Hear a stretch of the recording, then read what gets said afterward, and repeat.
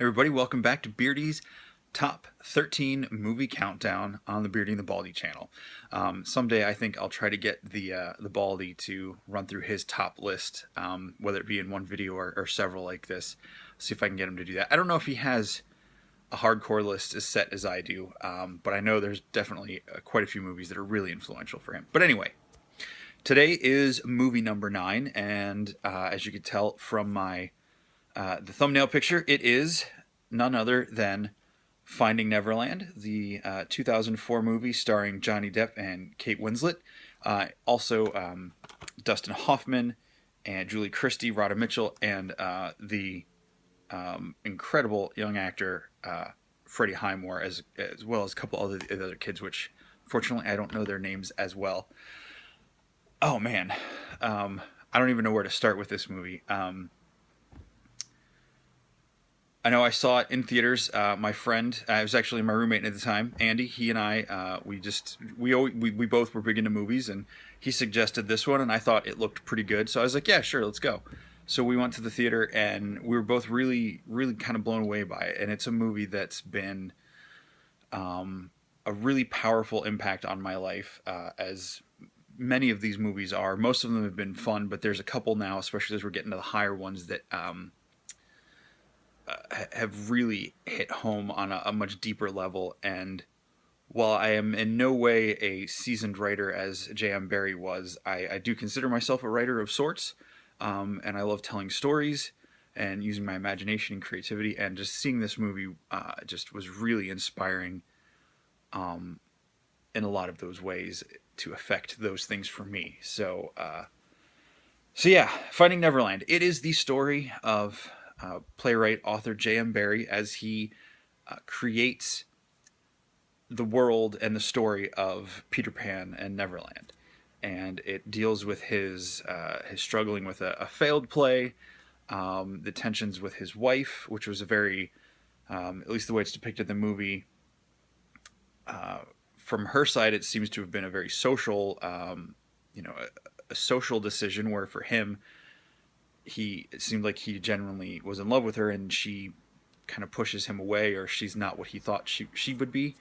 So anyway, so it's him coming out of these failures, and then he just one day is in the park and he meets these boys and their mother, and starts kind of spending time with them in the park, telling stories, and he particularly kind of latches on to the third oldest, Peter, who is played by Freddie Highmore, who does not seem to be a child like the rest of them are. That he's very concerned with what's real and what's going on. We learn that they had lost their father to a severe illness, and over the course of the movie, you see him, and Johnny Depp plays J.M. Barrie. You see him pulling little bits of things from his interactions with the boys and their mother, and just kind of the time he spends with them to create Neverland.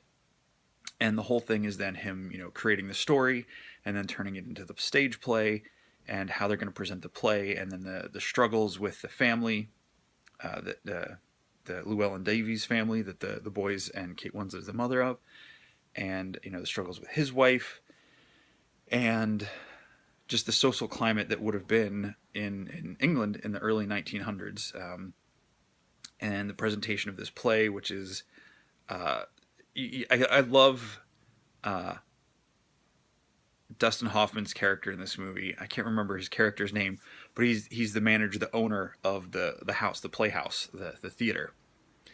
And he hardly moves in this movie.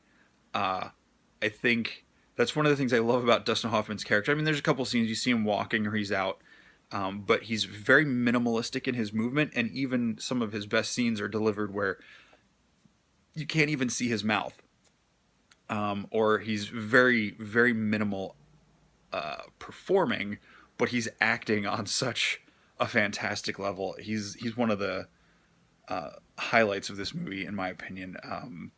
He just thinks that Johnny Depp's character is completely crazy with fairies and crocodiles and clocks, and it's just absurd.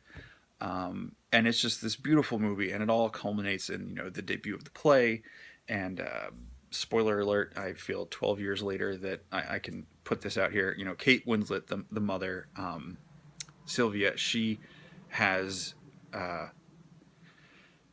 They never flat out say what it is, but it's tuberculosis because she's constantly coughing, and you know she gets very sick, and eventually the movie ends with her passing. In this movie, I get choked up, and I'm not ashamed to admit I I full on cry every time I watch this movie. Like there are tears running down my face, not like open sobbing, but my eyes are running, and I am not ashamed to admit that this is a beautiful movie, and it's very emotionally built and well delivered.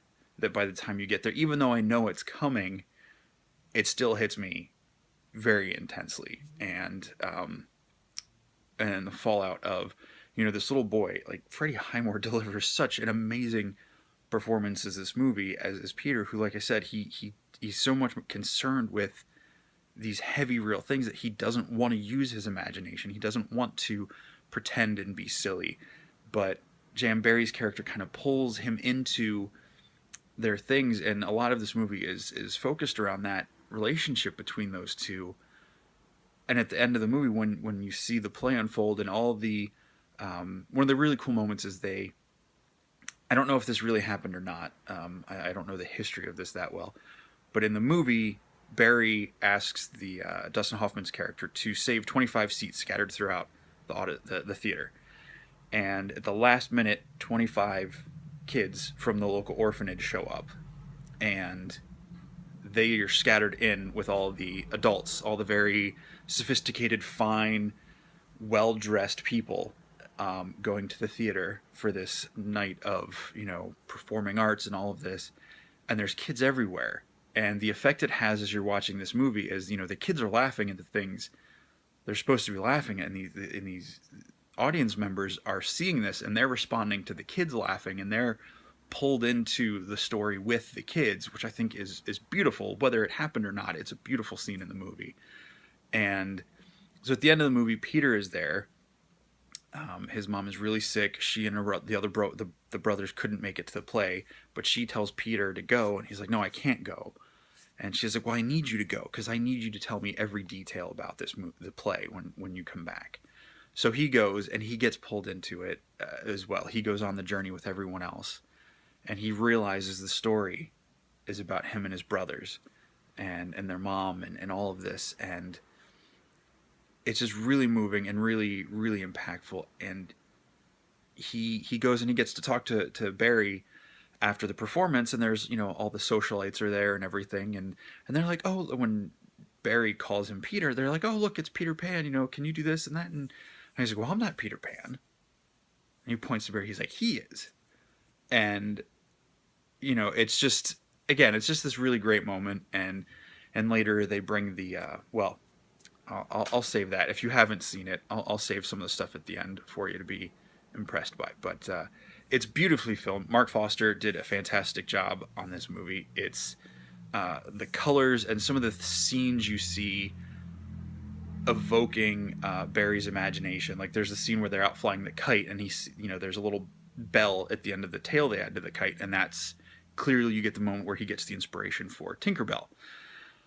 There's another scene where he and his wife are standing at the doors. They have separate bedrooms, and she opens the door to hers, and it's just you see a normal bedroom through the door, and as he opens his door, it's this like sunny hilltop meadow type thing. So it's like his mind is always going, and on some levels, like I've never opened my door and seen that myself, but as someone who tries to be creative and is fascinated by imagination and all that, I was like, yeah, that's I get that. It spoke to me in a lot of different ways. So beautifully acted. Every performance is spot on. The people who play the cast of Peter Pan the play in the movie, they're all great.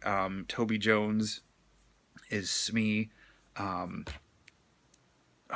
drawing blank on some names, but you'll recognize some of these other faces, I'm sure. The girl playing Peter Pan, she did the voice of Merida in Brave. She was in I Feel So Stupid. not remembering her name right now. Anyway, you can look it up. Look up Finding Neverland. But it's great, and they're small roles, but they have so much weight and meaning to them in the movie. It's just fantastic. So there it is. Finding Neverland is my number 9 movie in my top 13 list.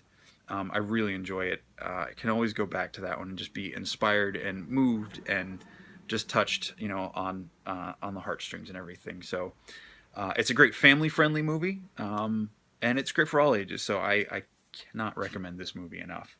And it's rare that I think you find a really well-made, well-done PG movie that's not specifically for kids. I think it appeals to all ages, and it's wonderfully acted. And Johnny Depp as Jamberry, where you see him being creative in his imagination, for the most part, he's a very reserved person. But then when he gets to let his imagination out in character, it's great. And Kate Winslet delivers another fantastic performance. Again, she's another actress that just grounds all her performances, I think, so realistically and a believable character. So Finding Neverland, if you haven't seen it, check it out. And I will see you back next week for my number 8 movie in my top 13 countdown. So that's Beardy signing off. Have a great afternoon. Peace.